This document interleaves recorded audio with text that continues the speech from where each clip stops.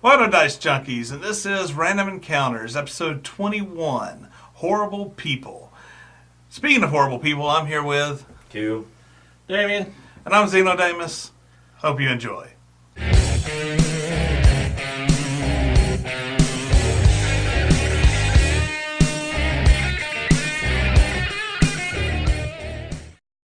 All right, guys. Let's get this rolling. Literally, let's get this rolling. So, Start us off. And now we've all done it. cut. That's how it works. Welcome to the club. Oh, god dang it. We still just have something horrible on the Critical list. fail. Bam. Oh, man. Dang it. So, since you rolled the one, start us off with something horrible. What do you have? You should always have something loaded in the gun. Do I? I can go first this time. All right, there we go. Whoa. Something horrible that I've seen and laughed at. I sent it to you in Hangouts the other day. The dude in the dick outfit dancing around. Oh my god. Okay, yeah. Let's talk about what some of you people are doing on YouTube. So this motherfucker sends me this video of a guy in like a inflatable dick outfit dancing around on YouTube. Don't send me that shit. Why'd you post that shit on YouTube? Really, guys? Thank you for not sharing that with me. We're closer friends now that I got left out. You my nerve herder. And then he takes off the dick outfit and he's wearing this pink outfit with a really long dick that he's just twirling around and dancing with. Yeah. It was so disturbing. But no, I think that's almost what the shock value content has become a pretty big thing on YouTube. So you have that person in a dick outfit, you know. You see the person that puts the big inflatable vagina in their front yard of their house and have kids sliding through it, you know. What have y'all been looking at? Hey, wait a minute. Okay. Family Guy. Family. And then we got to worry about what we say because we might get pinged by YouTube, but that's on YouTube. That kind of makes me feel a little offended. It's like, oh, I better not say nothing about transgender, but like my video will get pulled, but I can dance in a dick outfit, and that's all good. Well, because that's art, man. Woo. It's artistic expression. All right. I don't know. They probably pulled the advertising on that too. You know. Probably. I mean, if they didn't pull the advertising on that, they're a bunch of hypocritical bastards. Yeah. There's some content out there. I mean, it is amazing that this stuff is so popular. And the sad part is there's a market for it. That's why it's still out there. Well, I mean, like recently, you also have things like, you know, we saw this on the Philip DeFranco show a few weeks back with the Daddy of Five stuff. Yeah. Where, you know, it's basically what appears to be a family that is just abusing their children and doing these horrible jokes against their children, pranks, stupid pranks, making their kids cry and filming it and put it on YouTube. And have millions of followers. Wow. I think it had, like 500,000 followers or something. Yeah.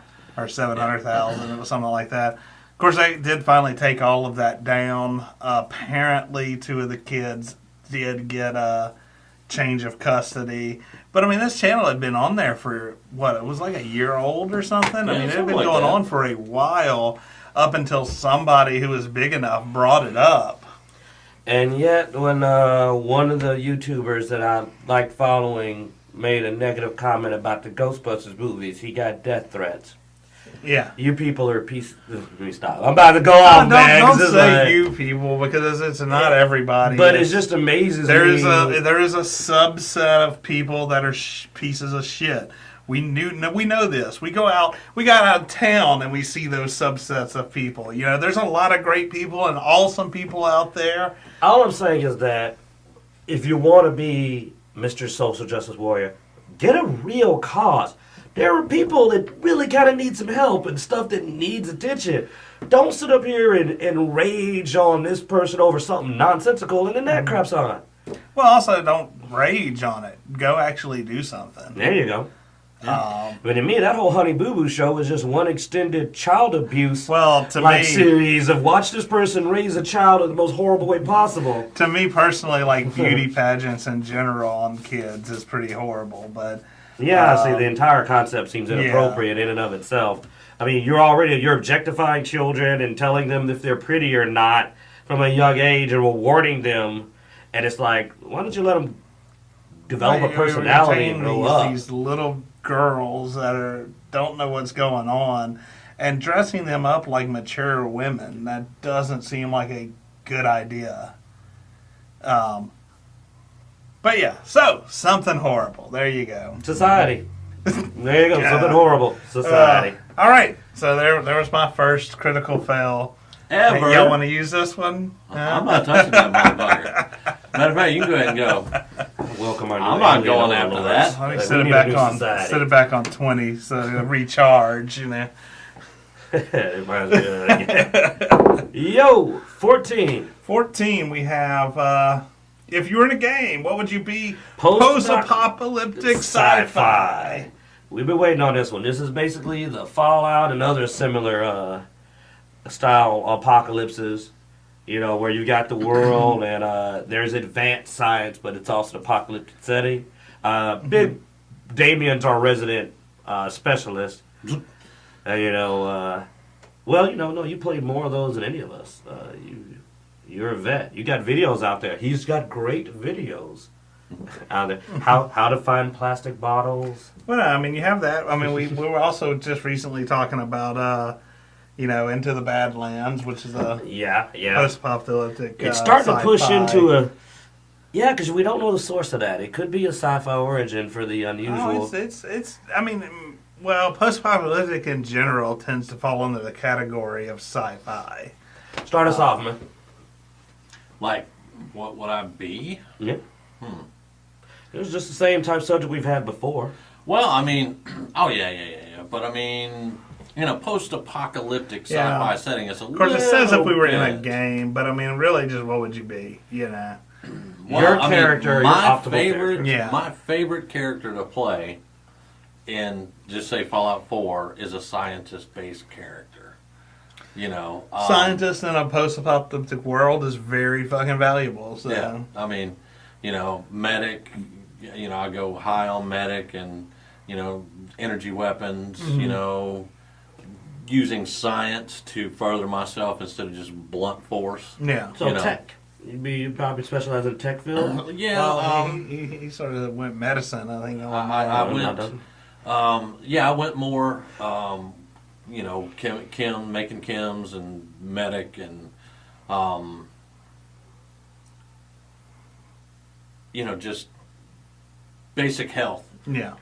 What about you, Q? Yeah. My optimal character himself would actually be the survivalist specialist. I've just recently started Fallout 4 up again. Mm-hmm. Played some Skyrim. I know it ain't post-apocalyptic, but when I was making characters, I found that I realized that having the skills that people would really need, you're the guy that comes along, we go get later after we've established the settlement, but knowing how to get clean water, start fires, build walls, and like those, the crazy survivalist skill set. I know exactly what you're talking about.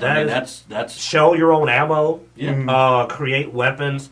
I would want to be that guy because these are skills that are going to be immediately needed. They can be taught and are vital to make a situation where then other people can come in and start rebuilding. I'm the guy that keeps you alive while everyone else is while the scientists are trying to fix stuff. I'm the one that goes, here's your lunch.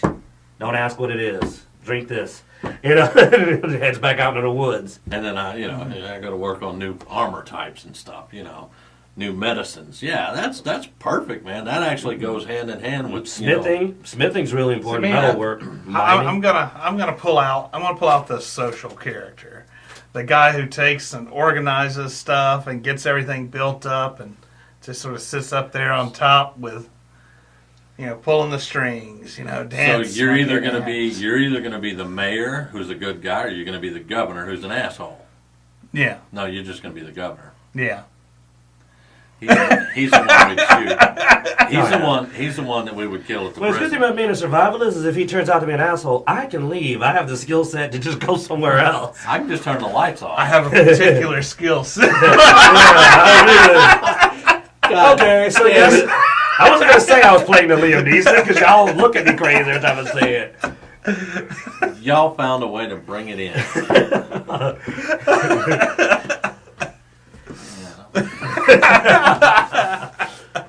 Man. Oh, 3.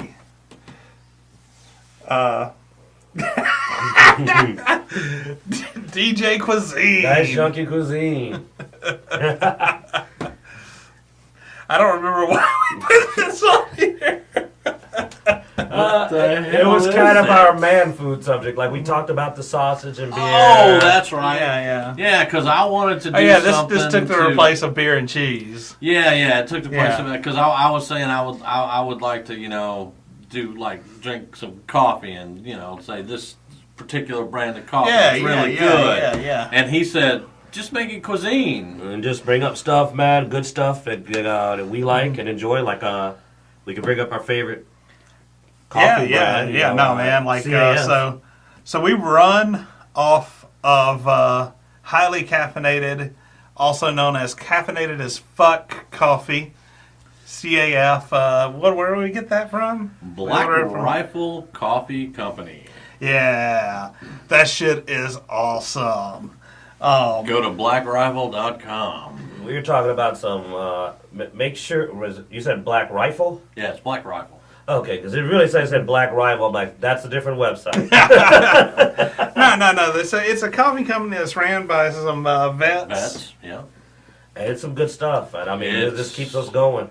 I mean, caffeinated as fuck, man. Whenever I make caffeinated as fuck, and we're sitting there and we're drinking it, that first sip is like drinking dark chocolate, man. It's like drinking dark chocolate. Well, and we've gotten several of their different flavors, and all of their coffee has been excellent. Yeah. Oh, hell yeah.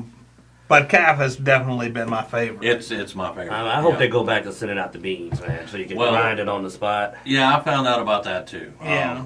What's up? Well, they have a coffee club, and you have to be in the coffee club to You get get the whole beans? bean coffee. Yeah, You in yet? not yet. Get in. Yeah, I mean, that did sort of annoy me, that concept, but like I said, the coffee's worth it, man. Yeah, the coffee is definitely worth They it. got to make their money. You know what I'm saying? Oh, yeah. But no, that is the Dicejunkies' preferred brand. We drink only, we're hardcore all the way. We drink only the strongest coffee, the strongest liquor, the strongest of cheeses. Yeah. So yeah, there you go. There's a coffee tip from us here at Dicejunkies. Professionals. Man, coffee. Well, we'll come up with some other. I've already got 2 or 3 more. We can roll that 2 more times a night. Well, no, I got yeah, you man. covered. I got whiskey. I got. I know. Oh yeah.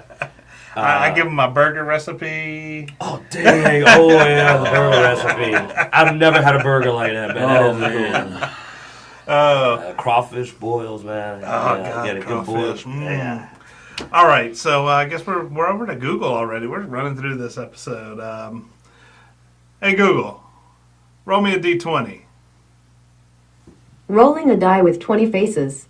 The result is 18. 18 is indie tabletop games. Yeah, I think you've got one you're following here. Well, yeah, I've been following Open Legend. Open Legend's an interesting project. It seems to be backed a bit by Mercer and Greenwood? yeah, and Greenwood. Yeah, Greenwood. It's very story-driven system that is supposed to be non-specific as far as genre goes, setting-wise. It can be sci-fi or fantasy. It's built in that way where you can pull all the different. But neat tabletop system. Still somewhat in development. I think I'm supposed to get the books for it in June. So looking forward to that one. I know you were also looking at say a system that was built off of 5th Ed recently, right? Oh yeah, I was looking at the Urban Deep. Getting tongue tied, but there was a D20 Urban book that was put out by a company. It actually had a 5th edition version. Turned out to be ultra modern. There we go. Ultra modern group that makes their own material based on the 5th Ed, but a lot of alternate rules. Yeah. And I actually thought it was pretty cool. If you were looking for something for 5th edition that got out of the fantasy setting, they had a lot of sci-fi and fantasy and modern rules for the setting that was actually pretty good. They had settings, Apex, Amethyst, and if you're a DM that likes 5th Ed, but you're looking for a little bit more, because while 5th Ed's rolling their books out at a slow pace. Yeah. So for people that are looking to do something different with it, then there are other companies that are going, hey, here's another setting. Because I still haven't, while they're getting great adventure pass for 5th edition, I haven't seen the setting material I want materialized yet. Like I like Eberron. Well, the thing is, And, though, they haven't with done the Eberron settings, though, the settings don't really require very much additional material. I think Eberron requires a few extra races. Eberron's going to require some extra races. They got the dragon mark, so no, that's not something you can wing We easy. still don't have the Warforged and stuff, but I would like to see 5th Ed come up with some Eberron stuff. That would be interesting to see. I like some of the old school come back. Now that they went to a almost older style with the way the rules work, like where's Dark Sun? You know what I'm saying? Where's official Ravenloft? I don't want Castle Strahd. I want the whole freaking setting, man. I ran a little homebrew Ravenloft, but I'd love to have an official, all the realms. Well, I mean, most of the stuff though, you can just take the setting and reuse the 5th Ed rules. You don't necessarily have to have the setting. The setting's been printed how many times? Hey, I got the money and I'm lazy. All right, I'll pay you. Give me my book. You know what I'm saying? They ain't gonna make money off of me making it up for them. They need to sell it to me. So, have you looked at any indie tabletop stuff lately, or Damien? Only my own. Yeah, that's right. You no, I mean that would. It's always been, I know, his dream, my dream, to make our own sort of tabletop system. I mean, we've looked at some tabletop systems that have sort of been dropped by the wayside that, it'd be cool if we could pick up and stuff like that and sort of build on top Anima of. Beyond Fantasy, man. I kind of have got it to the next level now. I've figured the world out. Because at first I was like, did I want to do a world at war or did I want to do a post-apocalyptic? And I've kind of gone, it's post-apocalyptic. It's on D20, the D20 set. It's on, it's going to do that. I'm going to incorporate rules kind of from like 5th Ed, something like that. And yeah, that's pretty much where I'm at for right now. Yeah. When you get more on that, we would love to. Maybe we can play test it here. Pop it up. Yeah. I've always been a fan of a D10 based system. I tried to make my own. I leaned toward D10 because there's such a high variable on a D20. We used to keep running into that problem, but that variable was so high, you had a guy with a strength of 10 winning arm wrestling matches against a guy with a strength of 18 frequently because it's a 20-point swing when they both roll. Yeah. When you lower it to a 10 with a less swing, it's a lot less probable you're going to have an improbable result of, we rolled 10 times and the weaker guy wins 7 out of 10 times. Yeah. You lower that range, that becomes not impossible, but at least it's way less likely. Yeah, I did look at the die 10 because I like World of Darkness, stuff like that, and I was looking at that a lot. And I've discussed it with you actually without telling you what I was discussing it with you for. But I don't like the way, like in World of Darkness, you have to take 10 die 10. You misread me though. I actually when I say D10, when I did it. Gotcha. In World of Darkness, for certain things, you would have to have 10 die 10, and you'd roll all 10 of them, and then you'd get successes in that. But if you could model it down to where you could just use the die 10 system without having all that, because that's going to get really bogged down Yeah, a lot of dice can hit the table. I play Exalted. I've seen big it's pools. really going to get bogged down, and I don't want that. But wait, like I said, once you get some further in that, we'd love to talk about it some more. Yep. I think that pretty much ends this episode of Random Encounters. Any last? No. Any last words? All right. Thought it Well, was a good hey, show. be sure to subscribe, like, tell your friends, share, and check in the description below. We'll have the list we were rolling on down in the description, as well as below that we'll have all of our social media, Facebook, Patreon, Google+, all that good stuff. So check those out, and see you next time.